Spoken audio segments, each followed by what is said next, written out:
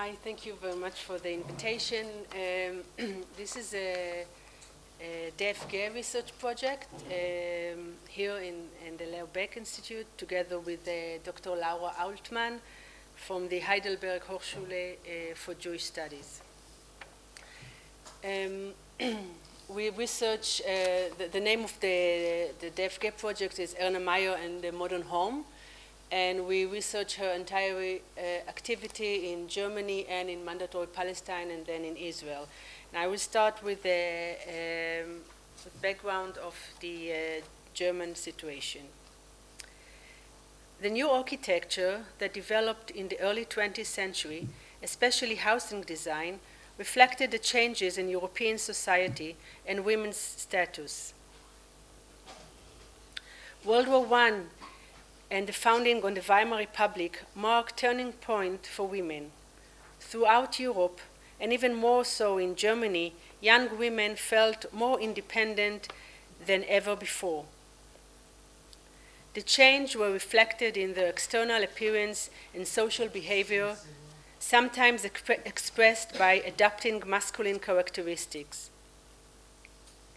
The war created new opportunities in the labor market. Many women were employed in jobs that had not been deemed appropriate for women until then, such as factory work. The new woman, Neue Frau, engaged in sports and led a single life. If she did marry, she did not have a large family. Needless to say, these women did not show much enthusiasm for housework. They preferred to engage in the public sphere. What is Gestaltung then? Creative. Women's newly gained political freedom, such as the right to vote and hold public office, had diminished in influence. The image of the new woman embodied independence and modernity, ideas despised by conservatives and socialists alike. Although the revolution of women's liberation had already begun, women faced many setbacks, often due to economic and class factors or misogyny and fear of the new woman. All of this contributed to the formulation of a government policy in Germany called female redomestication. As part of that policy, the household became idealized as a women's professional workplace. To glorify its status, women's domestic space was defined through the lens of modern male professionalization to distance it from the older traditional models of female space. The mastery of household skills was presented as equivalent to male professional work and as superior in value to basic non-professional factory work. The housework reformers promised to eliminate drudgery throughout the professionalizations and modernization of domestic space by adopting scientific work methods and introducing labor-saving devices. Supporters of this approach shared the belief that the housewife who worked in the home according to principles of rational homemaking would be able to serve her family better and at the same time effectively fulfill her civil duties. Women's organizations in Germany expected that rationalizing the household would free women from the burden of housework so they could participate in loftier cultural pursuits.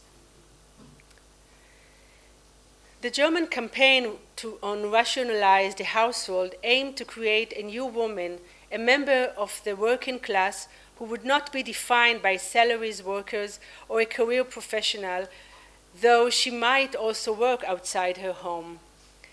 She was also not defined in terms of her professional independence and sexual liberation. The innovation lay in how the new woman would integrate scientific organization into her home and family life. The organization was influenced by the idea of Taylorism, a theory of scientific management named after its developer, the American engineer Frederick Taylor.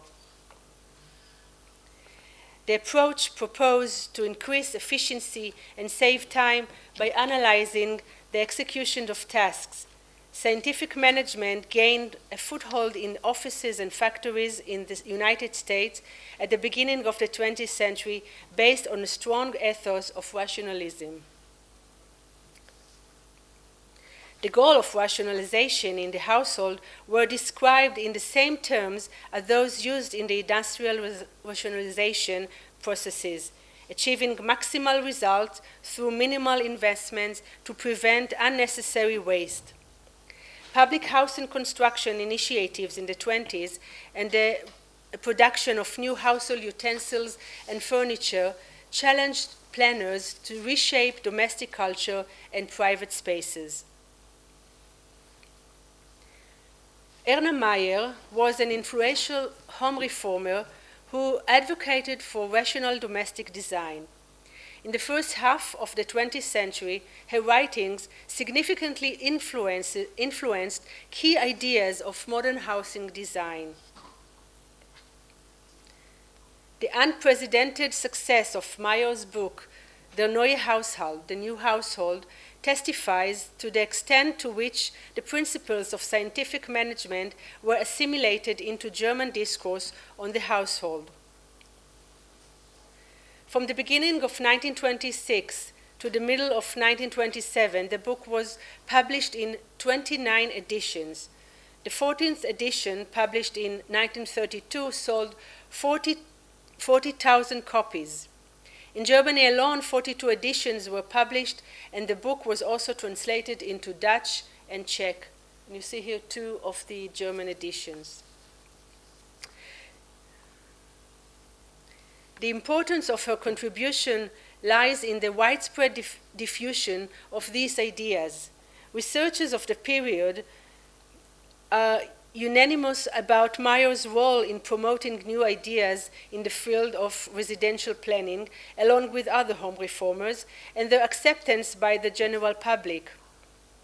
They managed to give credibility to the concept of renewed domesticity to the point of framing it as a feminist program that benefited women and situated the reform of the women's space within a more extensive processes involving women alongside professionals, state officials, and industrialists.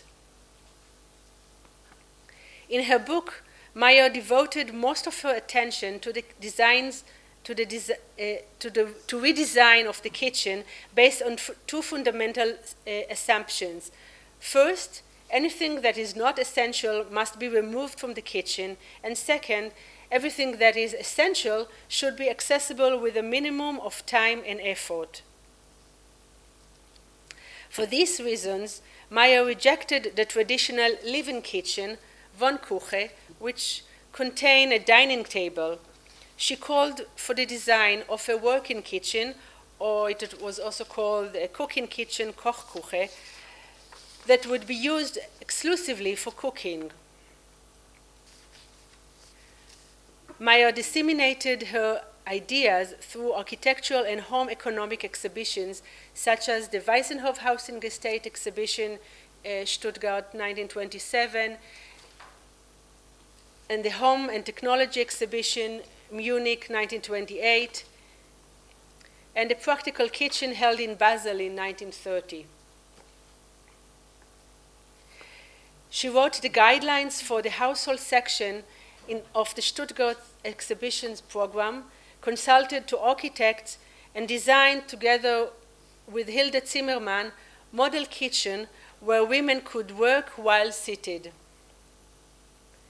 Meyer also designed the Munich kitchen with architect Walter Schmidt for the pilot housing estate in Munich.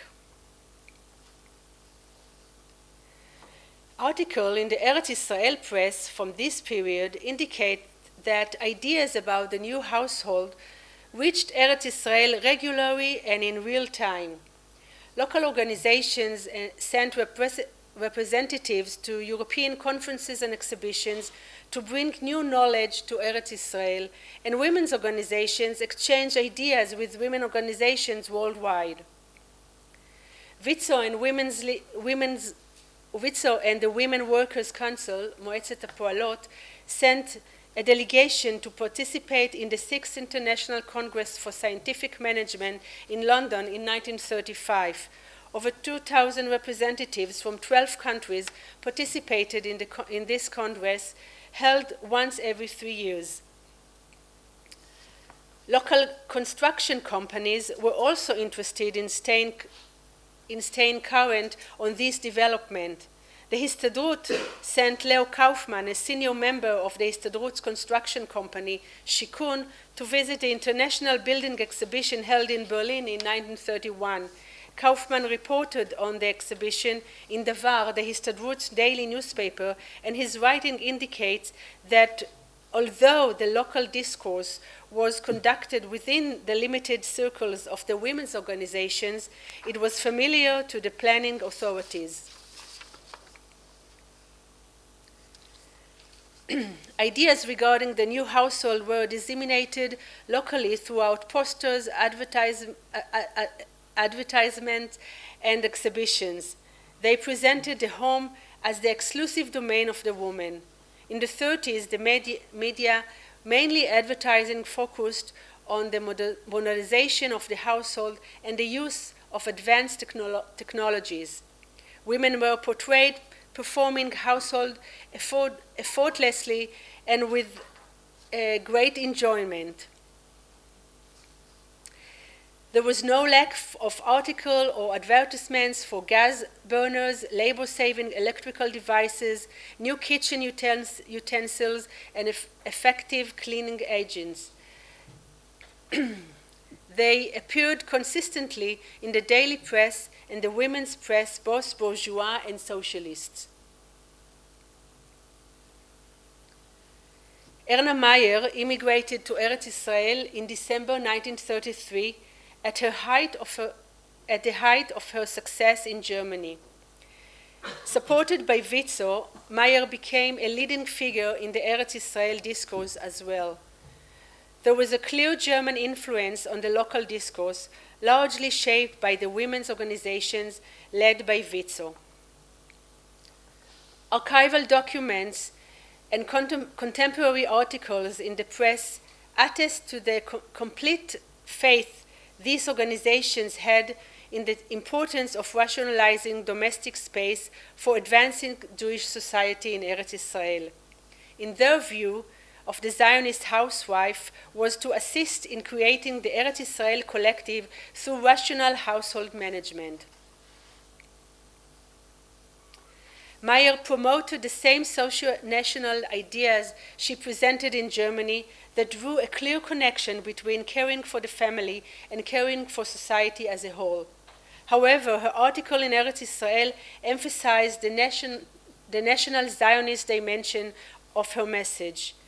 She stressed the need for common plan of action among all the Zionist institutions to maintain the health of the people. Meyer believed that women had the power to effect change both in the city and the rural areas, and preached the importance of the rational household. I quote, "If we do not succeed in educating a cadre of good professional women who will not treat kitchen work as less valuable work, but will understand that maintaining the health of its members is one of the most important jobs in kibbutz society, we will not be able to succeed even if we invent a lot of effort and money." End of quote. Meyer argued that the Zionist housewife had a central role in nation building. She claimed that rational and hygienic work would preserve women's energy and at the same time contribute to the resilience of the nation. I quote,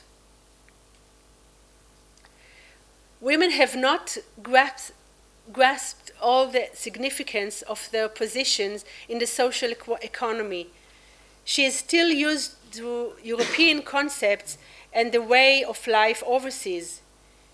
Here she faces various obstacles, such as the necessity often to combine other professional work with her rather complicated housework work. However, she already feels and understands how much people suffer from insufficient food or food that is not properly prepared, from the lack of cleanliness and orderliness. End of quote. Just as the new household ideas had been on view at European international exhibitions of the 30s, they could also be seen at the Levant Fair, an international trade exhibition held in Tel Aviv in 1934. Witzer saw the fairs as the essential public stage for spreading the ideas of the rational kitchen. The Witzer Pavilion, set up by the organization at the Levant Fairs of 1932 and 1934, included a display of modern kitchen and a demonstration of a rational household, and cooking demonstrations were given using electric stove and gas burners. Meyer organized the 1934 Witzer Pavilion. In addition to holding cooking demonstrations, she also exhibited articles on the modern home. In her cookbook, How to Cook in Palestine, published in 1935 by Witzer, Meyer presented the principles of household management science to the housewife.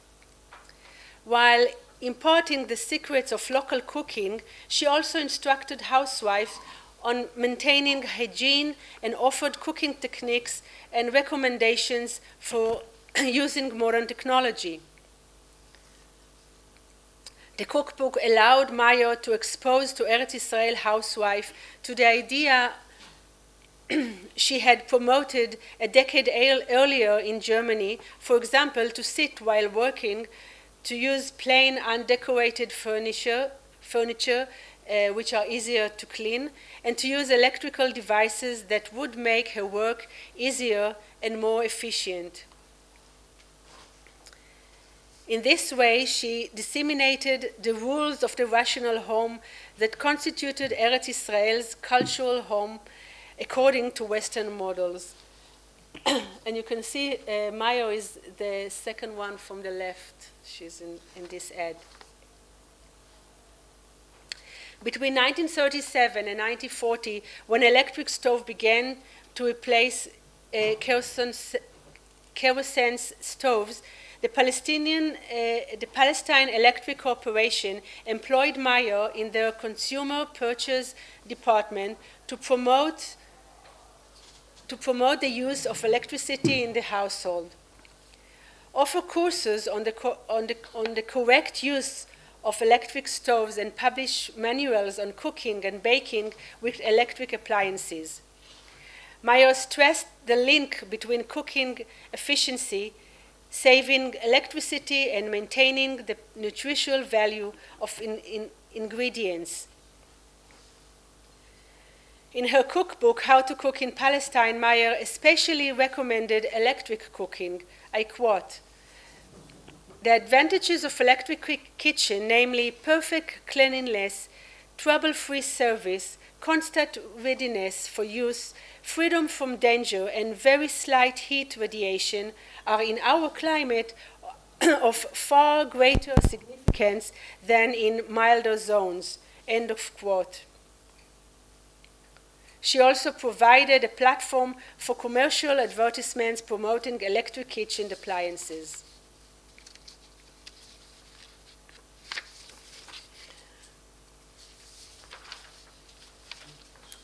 To conclude, Erna Meyer collaborated on domestic design with the most prominent modern architects as Ludwig Mies van der Rohe, Walter Gropius, and Jacob Johannes Peter Udd in Germany. But even though recent German arrivals in Palestine were undoubtedly familiar with her work, I have found no evidence that she had professional ties with the architects in Palestine. In the early 30s, the local women's organizations asked architect Richard Kaufmann, who had planned several of their institutions, to consult with Meyer on kitchen design. According to documents found in his archive, he tried to avoid collaborating with her. It remained a mystery why no one consulted Meyer to develop housing designs that would benefit women. One possible explanation might be that in Palestine, Meyer worked in a separate female arena. Although in Germany she published in architectural journals, in Palestine her writing appeared in publications that targeted an exclusively female audience, and she was associated with the women's organizations.